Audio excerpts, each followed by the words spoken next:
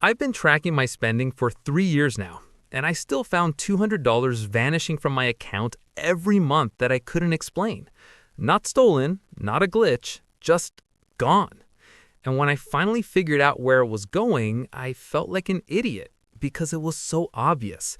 And if it's happening to me, it's definitely happening to you. Introduction: the silent leak. Here's the thing nobody tells you about going broke. It doesn't happen all at once. It's not the emergency room bill or the car repair that ruins you. Those suck, obviously, but they're visible. You see them coming. You brace for impact. What actually destroys your finances is way more boring than that. It's the stuff you don't even notice, the tiny leaks that feel too small to matter. Let me show you something that'll probably make you uncomfortable. $5 a day, that's it. Maybe a latte, maybe lunch from that place near work. Feels like nothing, right? Do the math with me. $5 a day is $150 a month. That's $1,825 a year. Now here's where it gets painful. If you'd invested that instead at a pretty average 7% return, you'd have over $25,000 in 10 years. $25,000.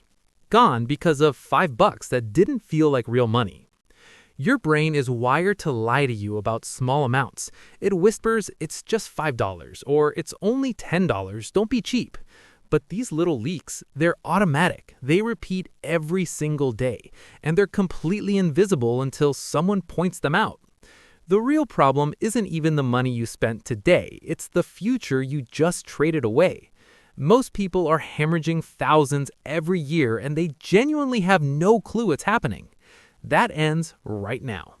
Okay, let's start with the one that's probably hitting your account as you read this. I call it the subscription graveyard, and it's brutal. This is every monthly charge you completely forgot exists, the gym membership you haven't used since February, the streaming service you thought you canceled, that meditation app you downloaded during a moment of ambition and opened exactly once. Here's how they get you. The second you put something on autopay, it becomes invisible. Your brain literally stops registering it as money leaving your account. It's just background noise, white noise. And these companies, they're counting on exactly that. True story. A few years ago, I finally sat down and actually looked at my bank statements. Like, really looked, line by line. Found 3 subscriptions I had zero memory of signing up for, an app I hadn't opened in over a year, some news website, a meal delivery service I was convinced I'd already canceled. 3 subscriptions, $80 a month. That's almost $1,000 a year I was paying for literally nothing. Want to know the really messed up part? Companies design it this way on purpose. Signing up takes 2 clicks and your credit card number. Canceling? Oh, that requires navigating 5 different menus, then calling customer service, then getting transferred, then listening to them try to talk you out of it for 10 minutes. They make it just annoying enough that you give up. And they charge amounts small enough that you won't notice. $10 here, $15 there, because they know if it's under $20, you're probably not tracking it. So here's what you do. Set a reminder right now called Quarterly Subscription Audit. 4 times a year, spend 10 minutes going through every single recurring charge on your bank statement and credit cards. For each one, ask yourself, did I actually use this in the last 3 months enough to justify the cost? If the answer is no, cancel it immediately. Not later, not I'll do it this weekend, right then. Don't lie to yourself with, but I might use it next month. You won't. That's a fantasy version of yourself that doesn't exist. You're paying a monthly subscription to your imaginary future self's hobbies. Be ruthless. Studies show the average person has 12 subscriptions. If just 3 are dead weight, that's probably $50 a month you're burning. That's $600 a year. Invested over 10 years, that's literally a down payment on a car. The convenience trap.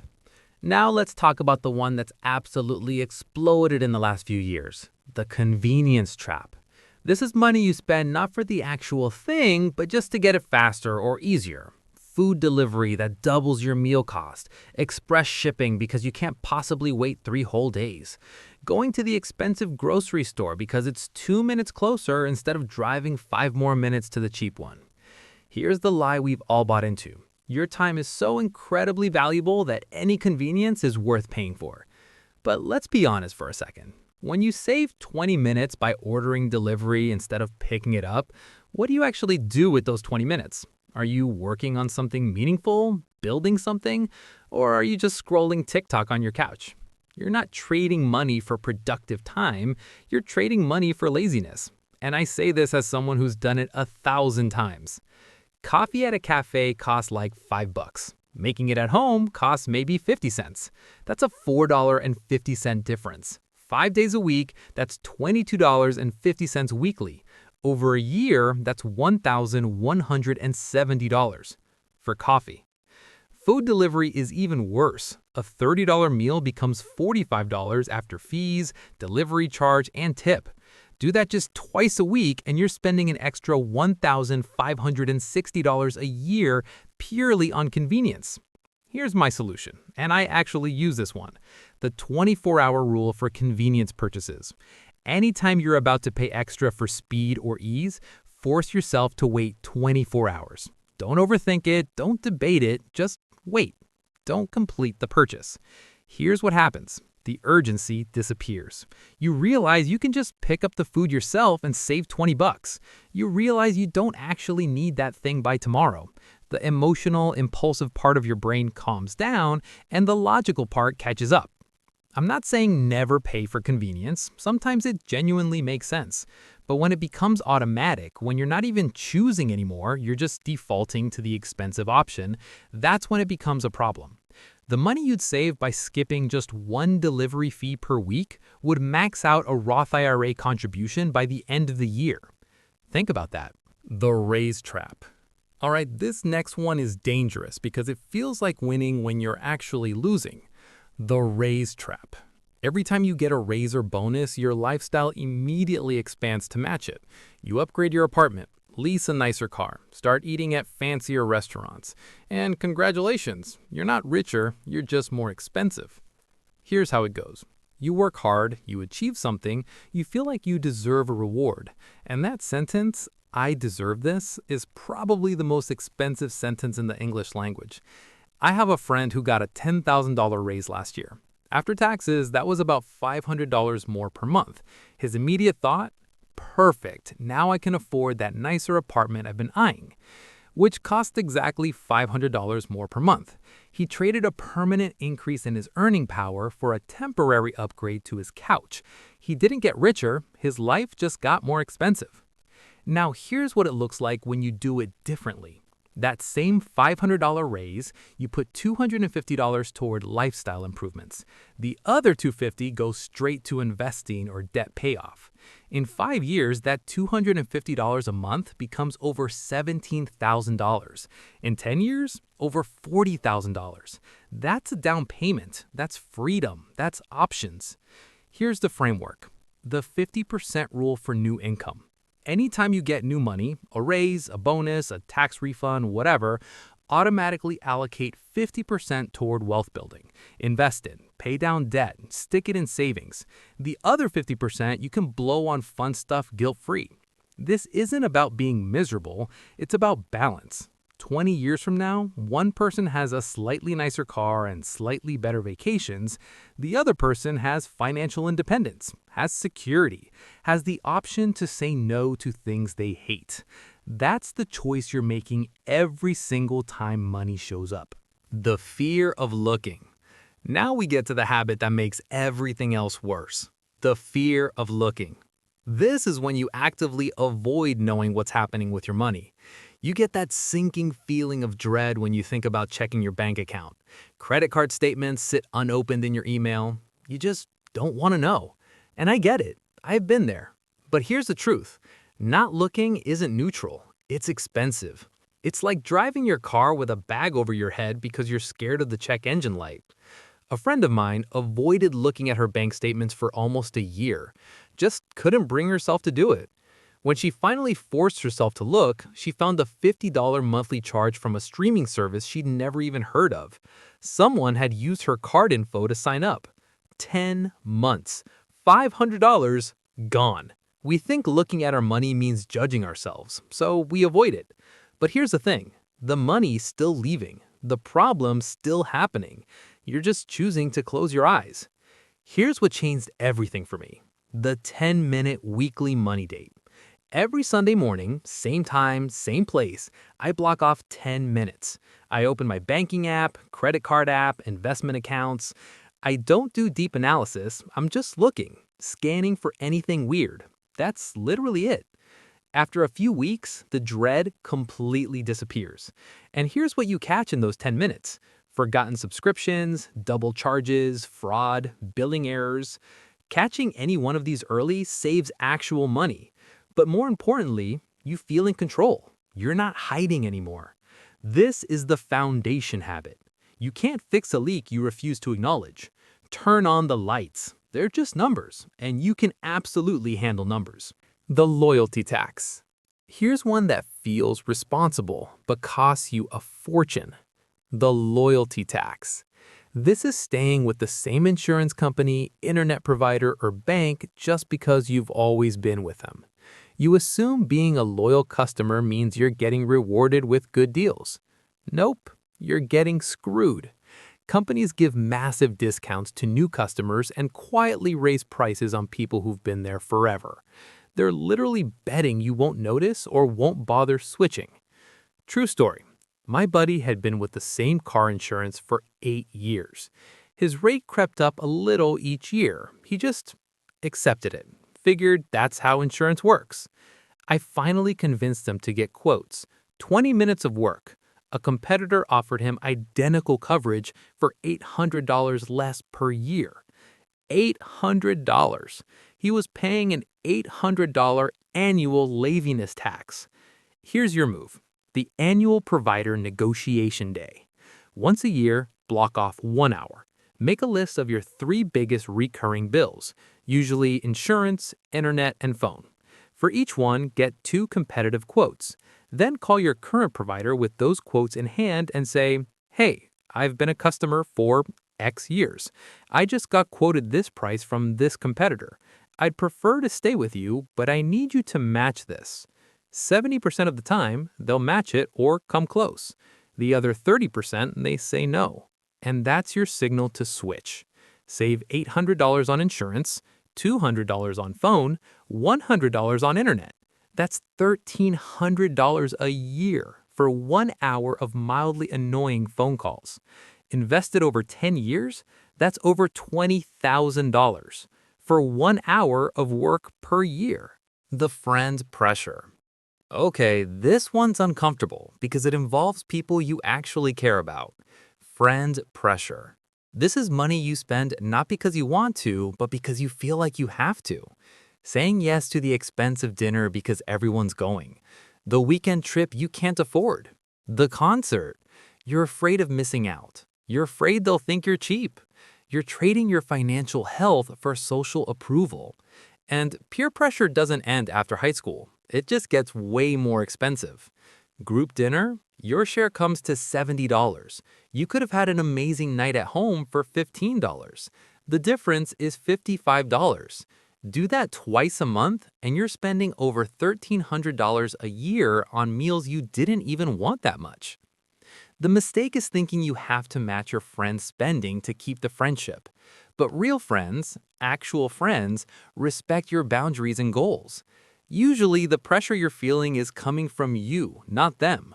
Here's what works. The budget-friendly alternative proposal. Instead of just saying no and feeling guilty, lead with, "Yes, but." That concert sounds amazing, but tickets are steep for me right now. How about we all hang at my place that night? I'll make chili and we can put the game on. This shows you value the connection, not just the activity. And honestly, it often reveals other people feel the same financial strain, but were too scared to speak up first. You become the person who makes it okay to be smart with money. Stop funding a lifestyle that isn't yours to impress people who aren't even paying attention. The tool trap. Last one. And it's sneaky because it disguises itself as self-improvement. The tool trap. This is money you spend on courses, apps, planners, and systems that promise to make you better, and then you never actually use them. You think buying the thing is the same as doing the work. But buying isn't doing, it's just expensive procrastination. Confession time. I used to be absolutely terrible about this. Productivity apps, online courses, photography, coding, design, public speaking. Hundreds of hours of content just sitting there unwatched. I was collecting knowledge like Pokemon cards, thinking ownership was the same as learning. Total damage? Thousands of dollars. Completely wasted. Here's the rule that fixed this for me. Implementation before investment. Before you spend money on any tool or course, you must master the free version first. Want a premium project management app? Use the free version for 3 months. Actually use it every day. Build the habit. If after 90 days you've used it consistently and you're hitting the limits of the free version, then, and only then, you can upgrade. This rule separates buyers from doers. It forces you to prove you have the discipline before you spend the money. And you'll be shocked how often the free version is more than enough. A fancy planner won't make you organized. Consistent planning habits will. Stop trying to buy a new identity. Start building one through action. The breaking point. Here's what's actually terrifying about all of this. These habits don't work alone. They work together. They compound. The subscriptions weaken your financial awareness. The convenience trap normalizes thoughtless spending. The race trap makes it all feel justified. The fear of looking ensures you never see the full picture. The loyalty tax bleeds you slowly. Friend pressure keeps you from changing. And the tool trap makes you think you're improving when you're just shopping. Let's add it up. $50 a month in debt subscriptions, $100 in convenience fees, $200 from lifestyle creep, $50 from loyalty penalties. That's $400 a month, $4,800 a year. Invest that at 7%, and in 10 years, you've lost over $70,000. That's not a typo, $70,000. That's life-changing money. That's freedom. That's security you traded for unconscious habits you didn't even know you had. So stop thinking about this as saving money. That feels like punishment, like deprivation. Think about it as stopping the bleed. You're not giving anything up, you're just plugging the leaks. Your action plan. You don't fix all 7 at once. That's a recipe for burnout. You need a system. This week, do the 7-day habit scan. 1 habit per day for 7 days. Day 1, audit your subscriptions. Day 2, track convenience fees. Day 3, check for lifestyle creep. Just audit, just awareness, no judgment. After that scan, you'll know which habit is bleeding you the most. That's your target. Pick one, use the framework I gave you for that specific habit. Then, track the money you're no longer wasting. Open a note on your phone. Every time you cancel a subscription, write down the monthly savings. Every time you negotiate a bill, write the annual amount. Watching that number grow? That's rocket fuel. Set up recurring calendar reminders. Quarterly for subscriptions, annual for negotiating providers. Make that weekly money date completely non-negotiable. You're not relying on willpower. You're building a system that runs on autopilot. These habits are silent, but they're not invisible anymore. You see exactly where your money's going now. The power's in your hands. So here's what I want you to do. Pick one habit from this list. Just one. The one that hit you hardest. And implement the framework for it this week. Comment below and tell me which one shocked you the most. Was it the subscriptions? The convenience trap? The loyalty tax? And if this opened your eyes even a little bit, hit subscribe. There's a lot more truth coming your way. Your future self is watching what you do next. Make it count.